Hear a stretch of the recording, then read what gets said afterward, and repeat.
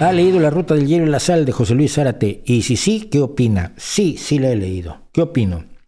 José Luis Zárate, a ver si queda claro, es probablemente el mejor narrador que hay en México en este momento y la gente no está enterada. Y es el mejor narrador desde que hizo La Ruta del Hielo y la Sal, desde que hizo Santo Novelucha Libre, pero como cuentista es lo más impresionante que hay en México en los últimos 20 años. Yo lo conozco, hará, ¿qué? 40 a José Luis. Le tengo un gran respeto como escritor. Y en este momento, si quieren disfrutar su literatura, busquen José Luis Zárate con un patito de hule. Su símbolo es un patito de hule en Twitter.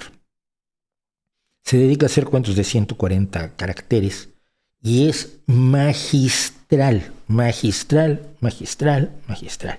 De todos mis amigos escritores, que tengo un montón de amigos escritores, así como el que hace las mejores novelas históricas es Gisbert Haefs, que es alemán, el mejor cuentista de cuentos, sobre todo cortos, es José Luis Zárate. Y mira que conozco gente del nivel de Angélica Gorodischer, que acaba de morir, por supuesto, don Edmundo Valadez, que fue mi mentor e impulsor en el periodismo, pero Zárate juega en otra liga. Zárate juega en otra liga, se los recomiendo enormísimamente.